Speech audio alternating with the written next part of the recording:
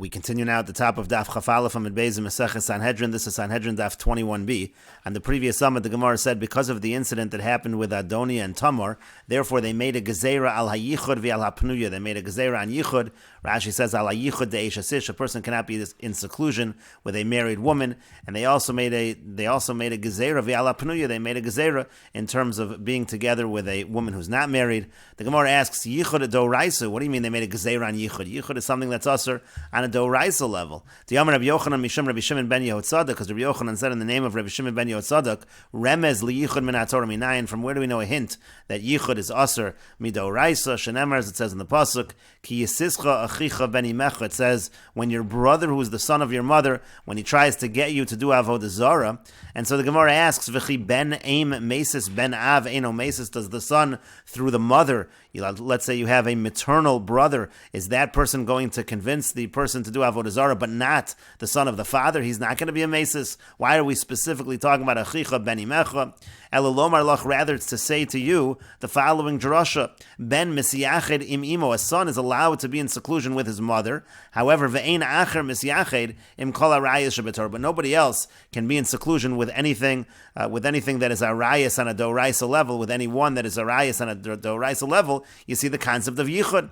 And so the Gemara says, Ella, rather, Ema, you have to say as follows. It's not that there was a gezerah on yichud and a gezerah on being together with a penuya. It's the two are together. Gazru al yichud di penuya. They made a gezerah that you can't be in seclusion with a penuya, with an unmarried woman. And the Gemara continues, the pasuk says, Va'adoniah ben Chagis misnase lemor. Adoniah ben Chagis, he said, Ani emloch, that I'm going to be king. Amar Rav Yehuda Amar Rav. Rav Yehuda said that Rav says, Melamed, what this teaches us is, Shebikesh laholmo v'lo halmaso. He wanted the monarchy, he wanted the kingship to fit him, but it did not fit him. And the Gemara continues, the pasuk says, Vayaslo rechev u'paroshim v'chamishim ish rotzim lefanav. He had for himself chariots and riders and 50 people running in front of him. And the Gemara says, My ribusa, what's the chiddush of that?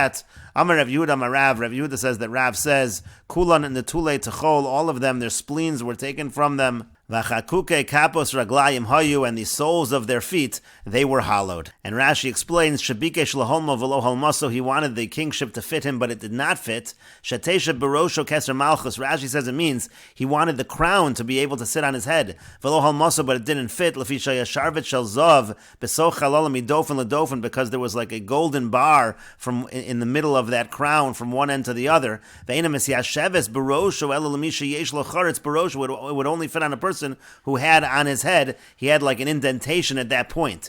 V'edus lebeis David, and this was an edus, this was a testimony for the house of David HaMelech. Shekala roy lemalchus halmaso. The point was anybody who was fit to be the king, it would fit him. Umisha eno roy lemalchus eno halmaso. If he wasn't fit to be the king, it would not fit him. And Rashi continues, my ribuse, what's the chiddush?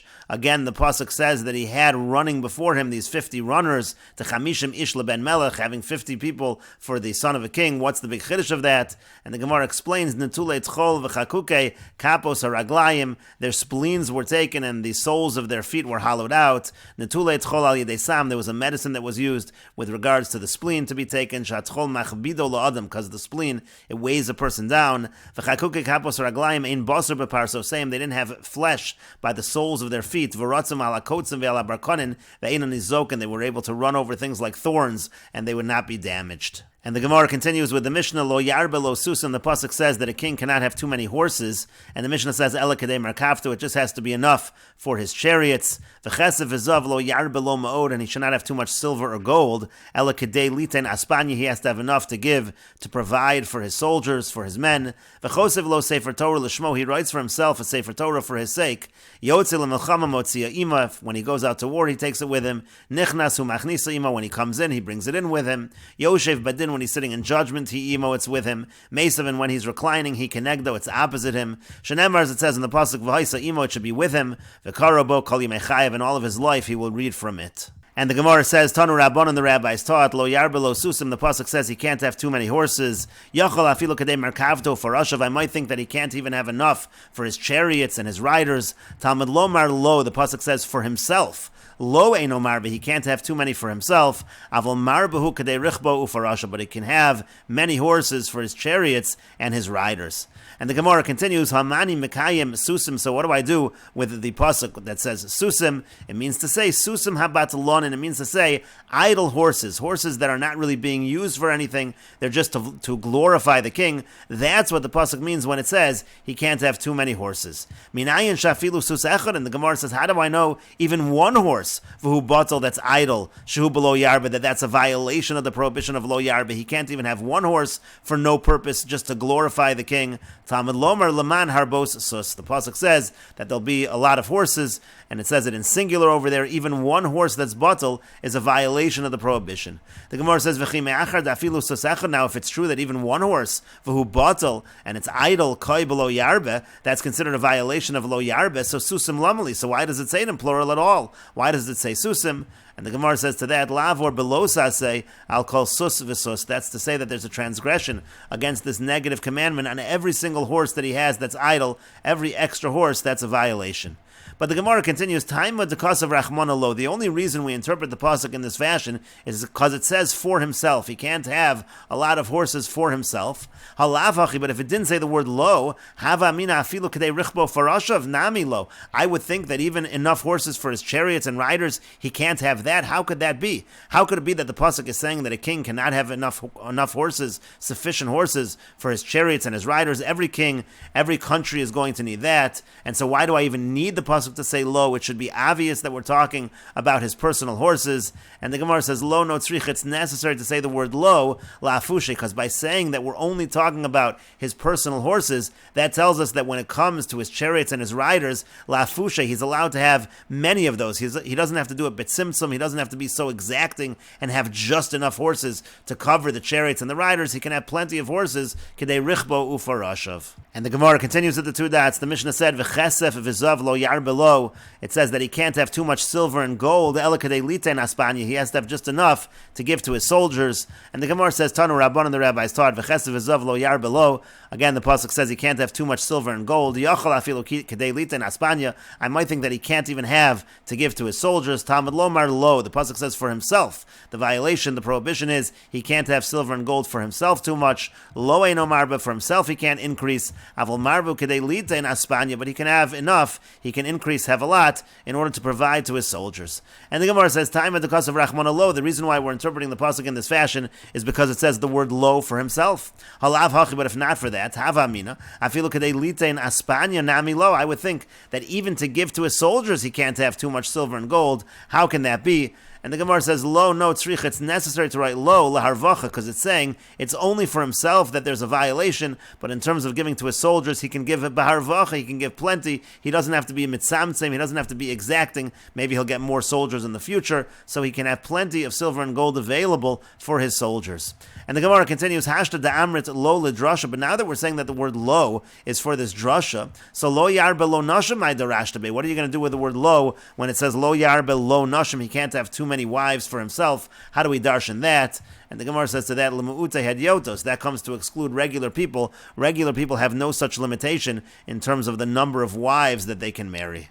And the Gemara continues, Rav Yehuda Rami, Rav Yehuda has the following contradiction. Ksiv, it's written in one pasuk, Vayhi l'shlomo arboim elef urvo susim lemerkavto. It says that Shlomo had 40,000 stalls for his horses. Uksiv, and it's written, Vayhi l'shlomo arbos alofim uryos susim. It says that he had 4,000 stalls for his horses. And the Gemara says, Haketzad, how so? How do we answer this contradiction? 40,000, or is it 4,000? And the Gemara says, Im arboim elef itztablos. If there were 40,000 stables, hayukal echad hayubo dalit alpayim or vosusim. Each one of those stables would have 4,000 stalls for the horses. Vim dalit alofim itztablos. And if there were 4,000 stables, hayukalechad v'echad hayubo arboim elef or vosusim. Each one of them would have 40,000 stalls for the horses.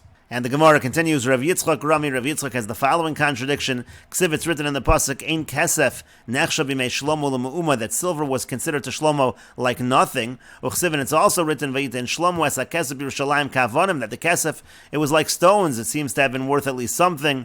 And the Gemara says, Lokash, it's not difficult. Kan kodem shenasa Shlomo es bas Paro. The first pasuk is talking before Shlomo HaMelech married the daughter of Paro. Then he had no consideration for silver at all. But kan la'achar shenasa Shlomo es bas Paro. But in the other pasuk, we're talking after he married the daughter of Paro, and then he gave some consideration to the value of the silver. And the Gemara continues, Amar Rabbi Yitzchak says, B'shasha nasa Shlomo es bas Paro, at the time that Shlomo HaMelech married the daughter of Paro, Yored Gavriel came down, the angel Gavriel came down, V'noatz kana b'yom, and he planted a pole in the sea, V'hela sirton, and then the sand came up, the land came up from that, V'olav nivne krach godel shebaromi, and it was upon that the great city in Rome was built. And the idea over here is that when Shlomo HaMelech married the daughter of Paro, that was the beginning of the ascension of Rome. And the Gemara continues, V'yamar Rabbi Yitzchak, and Rabbi Yitzchak says, Mimnei malo nizgalu taimei Torah. Why is it that the reasons for the laws in the Torah are not revealed? Sharei shtei mikros nizgalu taimei, because there are two psukim where the reason is written in the Torah, and nichshal behen gadol ha'olam, and the great one of the world, he stumbled over them. Shlomo HaMelech, because the reasons were written, he made a great mistake. Because ksiv, it's written in the pasuk, lo yarbe lo nashim, it says he shouldn't have too many wives, and the reason given is so that they shouldn't turn his heart away. So Amar Shlomo, so Shlomo said, Ani yarbe, I'll have a lot of wives, v'lo asr, and I won't turn my heart away. Uksiv, and yet it's written, v'hi zikna Shlomo noshav hitu es levavo, it says when Shlomo was older, his wives, they turned away his heart. Uksiv, and it's also written, lo yarbe lo susim, he shouldn't have too many horses. The pasuk says, so you shouldn't go down to Mitzrayim. V'yamar Shlomo, and Shlomo said, Ani yarbe v'lo ashiv, I'm going to have a lot of horses and I won't return to Mitzrayim. But yet, Uksiv, it's written in the pasuk, v'teitze merkava Mitzrayim b'sheish, that the merkava, the chariots, came out of Mitzrayim for 600 silver shekel. And the Gemara continues at the two dots. The Mishnah said, "V'chosef sefer Torah l'shmo." A king writes a sefer Torah for himself. Tana was taught, "Uvilvad shelo yisnoa b'shal avosav." He shouldn't beautify himself with the sefer Torah of his fathers. He should write his own sefer Torah. And the Gemara continues, Amar Rabba says, Afal pi sheinichu lo avosav lo adam sefer Torah. Even if a person's ancestors, his fathers, leave him a sefer Torah, mitzvah lichtov mishalo. It's a mitzvah to write for himself a sefer Torah. Shenemar, as it says in the pasuk, v'yatak kisvu lachem es ashira. You should write for yourselves this song. And the Gemara continues, Eisvei Abai asks a question on this. We just said above, v'chosev lo sefer Torah l'shmo, that the king, he writes a sefer Torah for himself. Shelo yisnoa b'shal acherim. He shouldn't beautify himself with a sefer Torah of others. So melech in hedyot lo, that sounds like a king has to write the sefer Torah for himself, but a hedyot, a regular person, he could take the sefer Torah that he inherits. He doesn't have to write one for himself. That seems to be the distinction between a king and a regular person. And the Gemara says, lo no tzricha, it's necessary l'shtei Torah. So a king is different than a hedyot, because a king actually has to write for himself two sefrei Torah, a regular person just one. Uchidatani, as we learned in a brayso of chasav lo es mishnei v'gomer, we learn out from this pasuk of a chasav lo es mishnei that it's referring to two sefrei Torah. Kosev l'shmo shtei Toros, he writes for himself two Toros. Achas shehi yotzav v'nechneses ima, one, it goes out, it comes in with him. V'achas shemunachas lo beveis genazav, and one that's placed in his storehouse. Osa sheyotzav v'nechneses imo, the one that goes out and comes in with him. Eino nichnas ba lo leveis hamerchatz v'lo leveis hakisei, he doesn't enter with it into the bathhouse or into the bathroom. Shenemar, as it says in the pasuk, v'haisa imo v'karabo, it says it's with him and he reads from it. Mokom haroi likros bo, it means he has to take it to a place where it would be fit to read from it. And the Gemara continues, Amar Mar Zutra v'itema Mar Ukva. Mar Zutra says, and some say Mar Ukva says, Betchila nitna Torah li Yisrael. In the beginning, the Torah was given to Klal Yisrael b'chsav Ivri, in the Ivri script. That was the original script of the Torah. V'Lashon HaKodesh, and it was given in Lashon HaKodesh. It was given in the holy language in Hebrew. Chazra v'nitno lahem b'mei Ezra. But then it was again given to them in the times of Ezra, b'chsav Ashuris, in the Ashuris script. That's our script. V'Lashon Arami, and in the language of Aramaic. But biru lahen li Yisrael, but it was chosen for Klal Yisrael, ksav Ashuris v'Lashon HaKodesh. They chose for themselves the Ashuris script, but Lashon HaKodesh, the language, the holy language, the language of Hebrew. V'hinichu lehediotos, and they left for the common people, ksav Ivris, the Ivris script, v'Lashon Arami, and the language of Aramaic. The Gemara says, Man hadiotos, who are these common people that we're referring to? Amar of Chisda says Kusai, that refers to the Kusim, which is the Samaritans. My Ksav Ivris, what is this Ivris script? Amar of Chisda says Ksav Libona, it's also called the Libona script. And the Gemara continues, Tanya, we learned in a brayso, Rabbi Yossi Omer, Rabbi Yossi says, Roy hoya Ezra shatinasa in Torah al yado li Yisrael. Ezra was fit that the Torah should be given through him to Klal Yisrael, il mole kidma Moshe, if not for the fact that Moshe had already preceded him and received the Torah. But Moshe Omer, by Moshe it says, Moshe Allah Elohu Elokim, that Moshe went up to HaKadosh Baruch Hu. By Ezra Omer, and by Ezra it says, Hu Ezra Allah mi Bavel, it says Ezra went up from Bavel. Ma aliyah ha'amor kan, Torah, just like the word aliyah, going up, is referring to the Torah over here. Af aliyah ha'amar lahalan Torah, so too that aliyah that's referred to over there is referring to the Torah. But Moshe, who Omer, by Moshe it says, V'osi tziva Hashem bo'is ha'ila lamid eschem chukim u'mishpatim, HaKadosh Baruch Hu commanded me, instructed me to teach you the laws. Be'ezra, who Omer, and by Ezra it says, Ki Ezra heichin levavo lidrosh es Torah Hashem v'la'asos u'lalamid b'Yisrael, choko mishpat. It uses a very similar language when talking about Ezra, that he taught the Klal Yisrael the laws. V'af al pi shelo nitna Torah al yado, and even though the Torah wasn't given through Ezra, but nishtana al yado haksab, but the script was changed through him, shenemar, as it says, and Rashi explains, lishtei Toros, again, a king is different than a regular person, he writes for himself 2 Torahs, hadashani melech mehadyotos, the way that a king is different from regular people, de'ilu haya hedyot sagile bechada, by a regular person it's good enough with 1 Torah, melech by itarti, a king requires 2, mishneh, it says in the pasuk the word mishneh, shtayim b'mashma, that implies that there are 2 of them, and Rashi continues, ksav ivri, the ivri script, that refers to the script, shel b'nei aver hanar, of the people who live on the other side of the river, and libonah, it's also referred to as the libonah script, osios gedolos, it means it's large letters, keinos and shekosvin, bekmios and mezuzos, similar to the ones that are written in amulets and mezuzos, and we will continue with this discussion in the next video on Daf Chaf Beis Amud Aleph.